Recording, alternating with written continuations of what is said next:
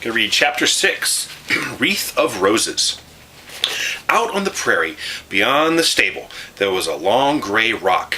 It rose up above the waving grasses and nodding wildflowers. On top of it was flat and almost smooth, so wide that Laura and Mary could run on it side by side, so long they could race each other. It was a wonderful place to play. Gray-green lichens with ruffled edges grew flat on it. Wandering ants crossed it. Often a butterfly stopped to rest there. Then Laura watched the velvety wings slowly opening and closing, as if the butterfly breathed with them. She saw the tiny feet on the rock, and the feelers quivering, and even the round, lidless eyes. She never tried to catch a butterfly. She knew that its wings were covered with feathers too tiny to see. A touch would brush off those tiny feathers and hurt the butterfly. The sun was always warm on the big gray rock. Sunshine was always on the waving prairie grasses and birds and butterflies in the sunshine. Breezes always blew there, warm and perfumed from the sun-warmed grasses. Far away, towards the place where the sky came down to the land, small dark things moved on the prairie. They were cattle grazing. Laura and Mary never went to play on the gray rock in the mornings, and they did not stay there when the sun was going down because morning and evening the cattle went by. They went by in a herd, with trampling hoofs and tossing horns. Johnny Johnson, the herd boy, walked behind them. He had a round red face and round blue eyes and a pale white-yellow hair. He grinned and did not say anything. He couldn't. He did not know any words that Laura and Mary knew.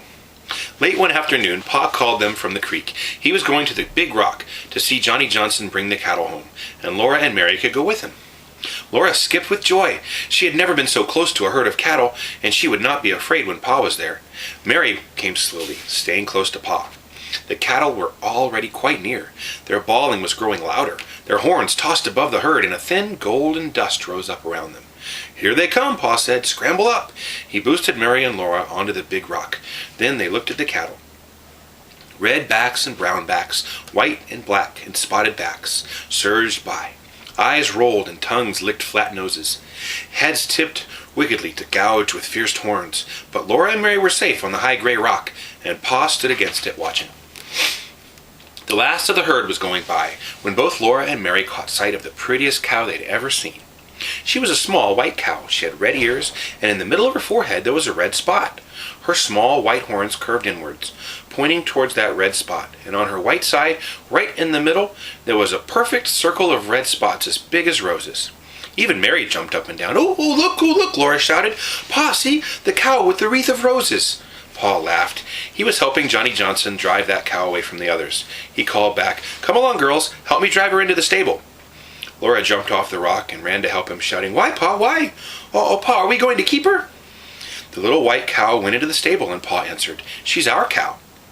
Laura turned and ran as fast as she could. She pounded down the path and rushed into the dugout, yelling, "Oh, Ma, come see the cow! We've got a cow! Oh, Ma, the prettiest cow!" Ma took Carrie in her arm and came to see. "Charles," she said. "She's ours, Caroline," said Pa. "How do you like her?" But Charles," Ma said. "I got her from Nelson," Pa told her. "I'm paying him by a day's work." Nelson got to have help haying and harvesting. "Look at her. She's a good little milk cow. Caroline, we're going to have milk and butter." "Oh, Charles," said Ma. Laura didn't want to hear any more. She turned around and ran again as fast as she could, across the path and down to the dugout. She grabbed her tin cup from the supper table, and she rushed back again. Pa had tied the pretty white cow in her own little stall, beside Pete and Bright. She stood quietly, chewing her cud. Laura squatted down beside her, and holding the tin cup carefully in one hand, she took hold of that cow with her other hand, and squeezed just as she had seen Pa do when he milked. And sure enough, a stream of warm white milk went straight into the tin cup. "My goodness, what is that child doing?" Ma explained. "I'm milking, Ma," said Laura. "Not on that side," Ma told her quickly. "She'll kick you." But the gentle cow only turned her head and looked at Laura with gentle eyes. She looked surprised, but she did not kick. "Always milk a cow from the right side, Laura," said Ma. But Pa said, "Look at the little half-pint. Who taught you how to milk?" Nobody had taught Laura. She knew how to milk a cow. She had watched Pa do it. Now they all watched her. Streak after streak of milk zinged into the tin cup. Then streak after streak purred and foamed till the white foam rose up almost to the cup's brim. Then Pa and Ma and Mary and Laura each took a big swallow of that warm, delicious milk. And what was left, Carrie drank up. They felt good inside, and they had all stood looking at that beautiful cow. Here's a picture of them, of Laura milking the cow. "What's her name?" Mary asked. Pa's big laugh rang out. He said, "Her name is Reet." "Reet," Ma repeated. "What outlandish name is that?" "The Nelsons called her some Norwegian name," Pa said. "When I asked what it meant, Nelson said it was a reet." "What on earth is a reet?" Ma asked him. "That's what I asked Miss Nelson," said Pa. "She kept on saying, 'A reet, a reet.' I guess it looked as foolish as I felt, so finally she said, 'A wreath of roses.'" "A wreath!" Laura shouted. "A wreath of roses!" Then they all laughed till they could not laugh any more, and Pa said, "It does beat all. In Wisconsin, we lived among Swedes and Germans. In Indian territory, we lived among the Indians. Now here in Minnesota, all of our neighbors are Norwegians. They're good neighbors, too, but I guess our kind of folks are pretty scarce."